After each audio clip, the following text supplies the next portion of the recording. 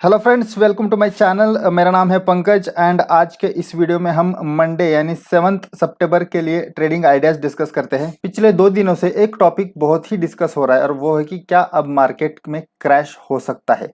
एक चीज हमें समझनी होगी कि मार्केट करेक्शन के लिए ड्यू है। इसका मतलब ये नहीं कि मार्केट में क्रैश होगा। क्रैश एंड करेक्शन में फर्क है।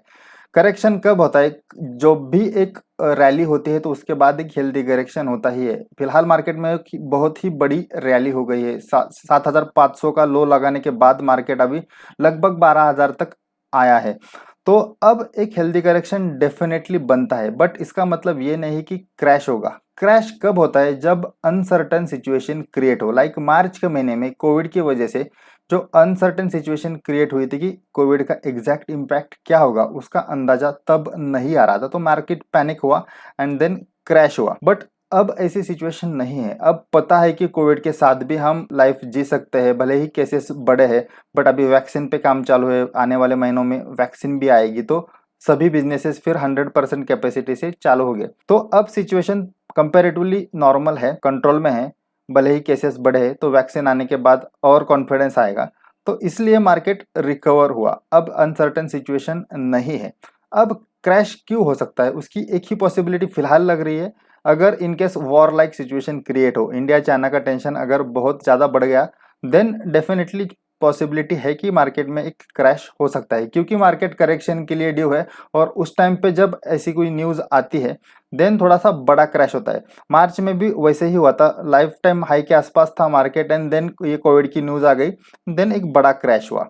तो अभी अगर वॉर लाइक सिचुएशन क्रिएट हो तो ही मार्केट में क्रैश होगा, अदरवाइज एक हेल्दी करेक्शन की पॉसिबिलिटी मुझे पर्सनली ज़्यादा लग रही है। तो उसके हिसाब से हमें ट्रेडिंग प्लान करना चाहिए। अगर आप इन्वेस्टर है तो डेफिनेटली पिछले 1 महीने से मैं बोल रहा हूँ कि P ratio life time high के आसपास है, यहाँ 100% प्रॉफिट बुक करना चाहिए एंड थोड़ा सा करेक्शन के लिए वेट करना चाहिए। अगर आप इंट्राडे या स्विंग ट्रेडर है तो अब मार्केट हेल्दी करेक्ट होगा तो स्विंग्स में मूव होगा, तो ओनली शॉर्ट आप ना करें, स्विंग के हिसाब से बाय या सेल का पोजीशन बना ले। करेक्टिव मार्केट में सेल ऑन राइज की मेथोडोलॉजी अच्छी वर्क होती है, तो उस हिसाब से अपने ट्रेड्स को प्लान करें। जस्ट क्रैश होगा इसलिए ओनली बेरिश ट्रेड लेके ना बैठे। थोड़ा भी मार्केट बाउंस हुआ तो आपका एमटीएम लॉस बहुत बड़ा दिखेगा एंड देन पैनिक होके आपको पोजीशन काटनी पड़ेगी। तो थोड़ा सा स्मार्टली प्ले करें, जिस टाइप का मूव हो एट ए टाइम, एक दिन का सोचे, जिस टाइप का मार्केट बिहेवियर दिखा रहा है। यहाँ आप देख सकते हैं ये एक रेड कैंडल जब बनी थी तो यहाँ बहुत सारे लोगों ने इमीडिएटली शॉर्ट पोजीशंस बनाई थी। मार्केट यहाँ एक सपोर्ट के पास था, अगर ये सपोर्ट का लेवल मार्केट तोड़ता था तो ही अगली फॉल की पॉसिबिलिटी थी। और यहाँ बहुत सारे लोग फंस गए। जैसे मार्केट 2 दिन थोड़ा सा ऊपर आया तो लोगों के स्टॉप लॉस उड़ गए। तो ऐसा ना करें, जस्ट एक रेड कैंडल बन गई इसलिए इमीडिएटली बेरिश ट्रेड लेना है, ऐसा नहीं। मार्केट अभी स्विंग्स में नीचे जाएगा, वर्टिकल फॉल होने के चांसेस बहुत कम है, तो स्विंग्स के हिसाब से अपना ट्रेडिंग मेथड थोड़ा सा चेंज करें। अब मंडे की सिचुएशन डिस्कस करते हैं। आपके सामने निफ्टी का 2 आवर्स का चार्ट है। फिलहाल निफ्टी क्लोज हुआ है 11,350 के आसपास। 11,300 एक बहुत बड़ा सपोर्ट है, वो इसलिए क्योंकि जब मार्केट ऊपर गया था तो इस लेवल पे बहुत बार रेजिस्टेंस फेस करने के बाद ऊपर गया था, तो अब नीचे जाते समय भी ये एक एज अ बिग सपोर्ट काम करेगा। और ऑलरेडी मार्केट ने 2 बार इस लेवल पे सपोर्ट लिया है, तो इस लेवल के नीचे अगर मंडे निफ्टी जाता है या गैप डाउन ओपन होता है तो ही फिर फॉल होगा, मतलब 11,100 तक मार्केट यहाँ गिर सकता है। और अगर ज्यादा फॉल हो तो 11,000 तक भी जा सकता है, बट इस लेवल के नीचे ही शॉर्ट पोजीशन बनानी चाहिए। जब तक मार्केट 11,300 के ऊपर है तो इमिडिएटली शॉर्ट नहीं करना चाहिए, क्योंकि शायद यहाँ पे सपोर्ट होके फिर एक बाउंस आ जाए एंड देन फॉल होगा। तो लेवल के हिसाब से अगर हम ट्रेड लेंगे तो रिस्क एंड रिवॉर्ड अपने फेवर में आएगा।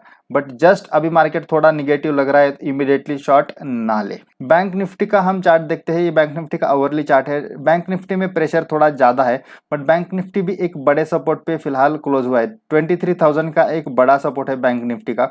तो इस लेवल के नीचे इनकेस बैंक निफ्टी कल मतलब मंडे फिसलता है तो देन डेफिनेटली एक 600-700 पॉइंट का फॉल बैंक निफ्टी में हो सकता है, क्योंकि फ्राइडे के दिन भी बैंक निफ्टी प्रेशर में था। तो लेवल के हिसाब से बैंक निफ्टी में भी हम ट्रेड लेंगे, क्योंकि 23,000 पे 2 बार यहाँ फ्राइडे मार्केट ने सपोर्ट लिया है, तो इस लो के नीचे अगर 1 घंटा या आधा घंटे के लिए भी बैंक निफ्टी जाता है तो डेफिनेटली यहाँ शॉर्ट पोजीशन हम बनाएंगे। हमारा स्टॉप लॉस उस टाइम पे होगा 23,000 के ऊपर का, एंड देन 600 या 700 पॉइंट्स का फॉल की पॉसिबिलिटी फिर होगी।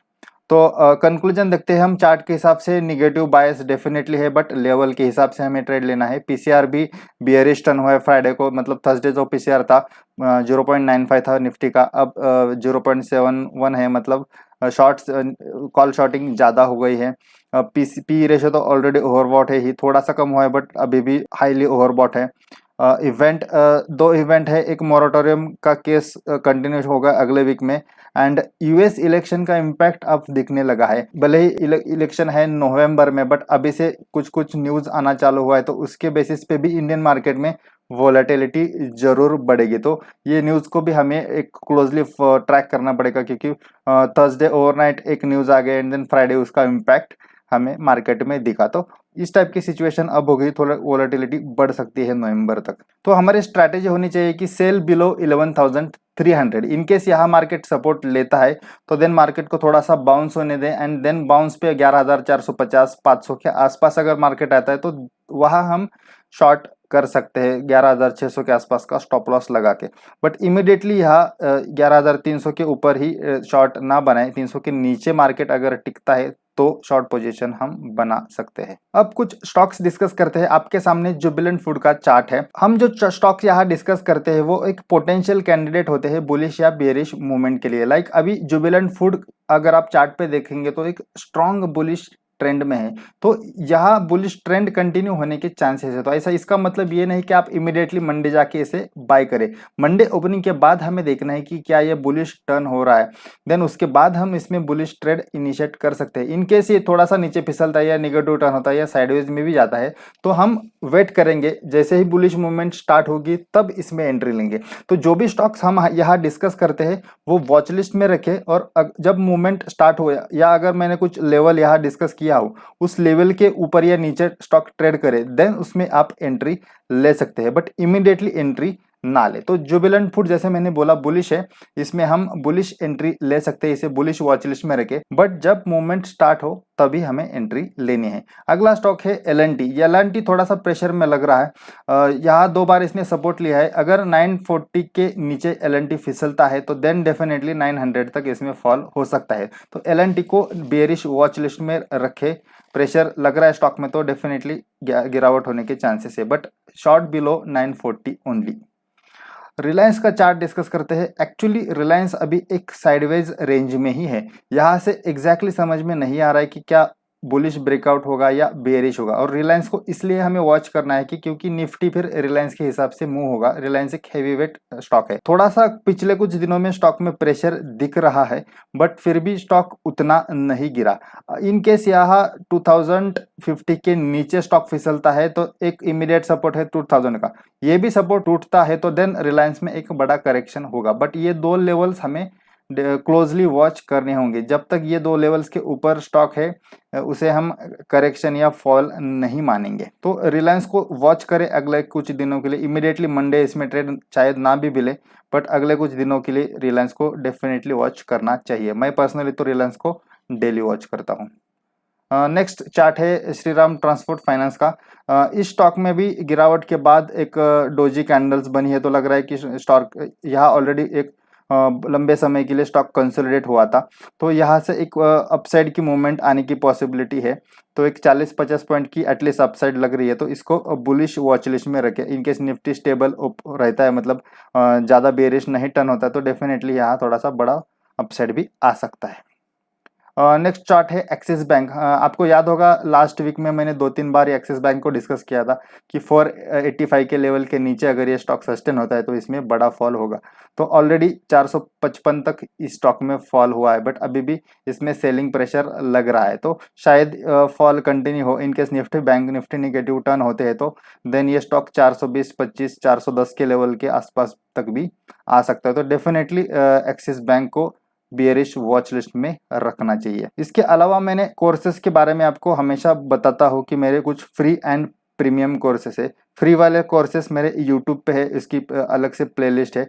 अगर आप मार्केट में बिगिनर है या ऑप्शन ट्रेडिंग सीखना चाहते हैं तो डेफिनेटली ये दोनों कोर्सेस आप फ्री में वॉच कर सकते हैं। इनकेस आपको थोड़ा सा एक मेथडोलॉजी डेवलप करना है, ऑप्शन ट्रेडिंग एडवांस का पार्ट भी आपको सीखना है, तो ऑप्शन ट्रेडिंग एडवांस का कोर्स ओनली 2400 में आप एनरोल कर सकते हैं। ऑनलाइन कोर्स है, वीडियो कोर्स है, आप कभी भी अपने हिसाब से देख सकते हैं, रिपीट कर सकते हैं। उसके अलावा इंट्राडे एंड स्विंग ट्रेडिंग का भी कोर्स है, इसमें मैंने प्राइस एक्शन की मेथड प्रॉपर सिस्टम एक्सप्लेन की है, तो ये भी कोर्स आप ओनली 1500 रुपये में एनरोल कर सकते हैं। इसके अलावा मैं आपको सजेस्ट करूंगा कि आपके पास एंजल ब्रोकिंग का डीमैट अकाउंट जरूर होना चाहिए, क्योंकि उसके बहुत सारे फायदे हैं। एक सबसे बढ़िया फायदा, इंट्राडे में आपको एक ऑप्शन सेलिंग के लिए बढ़िया लीवरेज मिलता है, लगभग 15x का लीवरेज मिलता है। बहुत कम ब्रोकर से ऐसे हैं जिनका ब्रोकरेज भी कम है और इतना ज़्यादा लीवरेज है। तो एंजल ब्रोकिंग का अकाउंट आपको जरूर ओपन करना चाहिए। अकाउंट ओपनिंग लिंक मैंने डिस्क्रिप्शन बॉक्स में रखी है। इनकेस आप मेरे रेफरल से अकाउंट ओपन करते हैं तो आपको कोई भी एक कोर्स फ्री में मिलेगा। थैंक यू फ्रेंड्स, वीडियो को एंड तक देखने के लिए धन्यवाद। अगर आपको वीडियो अच्छा लगा हो तो वीडियो को डेफिनेटली लाइक करें, कमेंट सेक्शंस में अपना फीडबैक मुझे बताएं। अगर आप चैनल पे नए हैं तो चैनल को सब्सक्राइब करें और बेल नोटिफिकेशन भी एक्टिवेट करें। Thank you.